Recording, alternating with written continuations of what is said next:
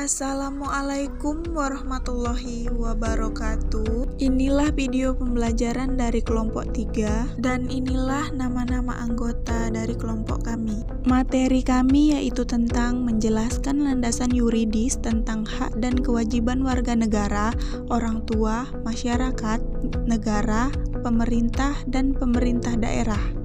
Video pembelajaran ini kami buat untuk memenuhi tugas yang diberikan oleh dosen kami, Ibu Rofiqoh Hasanah Harahap SPD MPD. Mata kuliah Landasan Pendidikan, kelas PGSD 1B Universitas Muslim Nusantara Al-Wasliyah Medan. Yuk, simak video pembelajaran kami and happy watching. Assalamualaikum warahmatullahi wabarakatuh. Perkenalkan, nama saya Novia Robawan Sendiri, NPM 2014-34-143. Di sini saya akan menjelaskan tentang landasan yuridis. Tahukah kalian apa landasan yuridis itu? Landasan yuridis adalah landasan berdasarkan atas aturan yang dibuat setelah melalui perundingan bermusyawaratan. Assalamualaikum warahmatullahi wabarakatuh. Perkenalkan, nama saya Nurul Puan. NPM saya 201433030. Baiklah, saya akan melanjutkan penjelasan dari Novia. Di sini saya akan menjelaskan hak dan kewajiban warga negara. Yaitu pertama adalah hak. Hak adalah suatu yang harusnya diperoleh oleh warga negara setelah melaksanakan kewajiban sebagai warga negara. Kedua, kewajiban. Kewajiban adalah seseorang yang harus dilaksanakan oleh warga negara terhadap negara. Terima kasih. Assalamualaikum warahmatullahi wabarakatuh. Saya Arunsa Sri Wilujeng ingin melanjutkan materi selanjutnya yaitu warga negara. Pengertian warga negara menurut Kamus Besar Indonesia, warga negara adalah penduduk sebuah negara atau bangsa berdasarkan ketuturan, tempat kelahiran, dan yang mempunyai kewajiban dan hak penuh sebagai seorang warga negara dari negara tersebut. Menurut Dr. A.S. Hikam, mendefinisikan warga negara sebagai anggota dari sebuah komunikasi yang membentuk itu sendiri. Dan menurut Undang-Undang Dasar 1945, Pasal 26, warga negara adalah bangsa Indonesia asli dan bangsa lain yang disahkan undang-undang sebagai warga negara. Selanjutnya, saya Tiara Puspitasari, NPM 2014-34-12-8 akan menjelaskan tentang pendidikan khusus dan pendidikan layanan khusus. Berkenaan dengan pasal 5 ayat 2 sampai dengan ayat 4 Undang-Undang Republik Indonesia Nomor 20 Tahun 2003, pasal 32 Undang-Undang Republik Indonesia Nomor 20 Tahun 2003 menyatakan bahwa yang pertama, pendidikan khusus. Pendidikan khusus merupakan pendidikan bagi peserta didik yang memiliki tingkat kesulitan dalam proses pembelajaran, dikarenakan kelainan fisik, mental, emosional, sosial, dan juga yang memiliki potensi kecerdasan atau bakat istimewa. Yang kedua, pendidikan layanan khusus. Pendidikan layanan khusus merupakan pendidikan bagi peserta didik yang berada di daerah terpencil atau terdalam, termasuk masyarakat adat yang berada di daerah terpencil, dan juga yang mengalami bencana alam, bencana sosial, atau yang mengalami ketidakmampuan akibat ekonomi.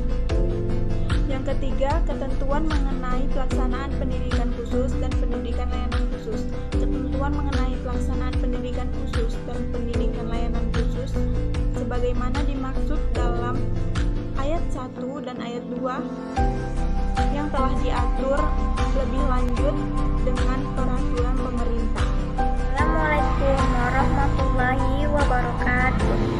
Perkenalkan, nama saya Sri Kumalasari, NPM 2014-34-115. Baiklah, di sini saya akan sedikit memperjelaskan tentang hak dan kewajiban orang tua.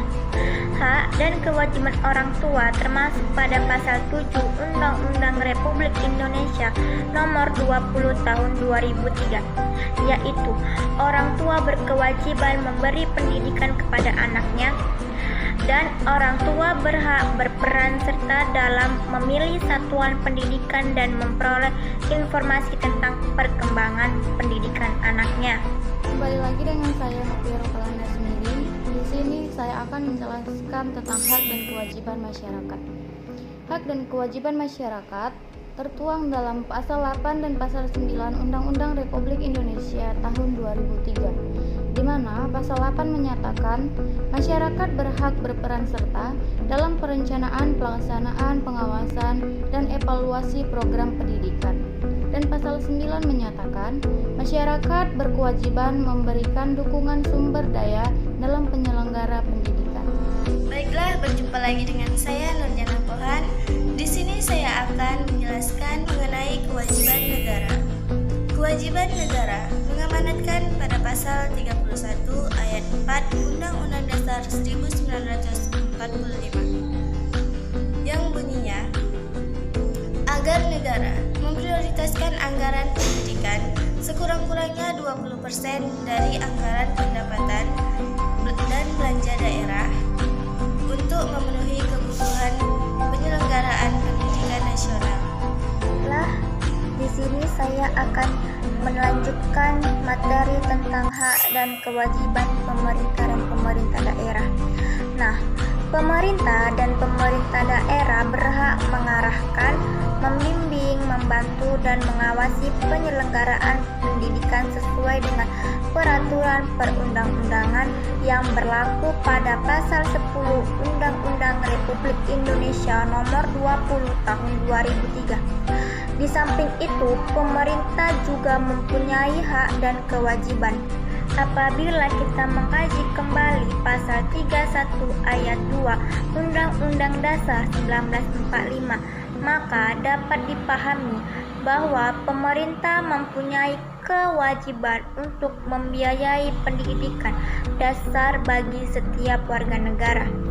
Adapun pasal 31 ayat 5 Undang-Undang Dasar 1945 mengamanatkan agar pemerintah memajukan ilmu pengetahuan dan teknologi dengan menjunjung tinggi nilai-nilai agama dan persatuan bangsa untuk kemajuan peradaban serta kesejahteraan umat manusia. Dan selanjutnya, menurut pasal 11 Undang-Undang RI Nomor 20 Tahun 2003, bahwa yang pertama, pemerintah dan pemerintah daerah wajib memberikan layanan dan kemudahan serta menjamin terselenggaraannya pendidikan yang bermutu bagi setiap warga negara tanpa diskriminasi. Yang kedua, pemerintah dan pemerintah daerah wajib menjamin tersedianya dana guna terselenggaraannya pendidikan bagi setiap warga yang berusia 7 sampai 15 tahun. Demikianlah video pembelajaran dari kelompok kami. Kurang lebihnya kami mohon maaf. Semoga apa yang kami sampaikan dapat berguna dan bermanfaat bagi kita semua. Dan apabila ada kata-kata kami yang salah, juga mohon dimaafkan. Baiklah, kami tutup dengan wabillahi taufik wal hidayah. Wassalamualaikum warahmatullahi wabarakatuh.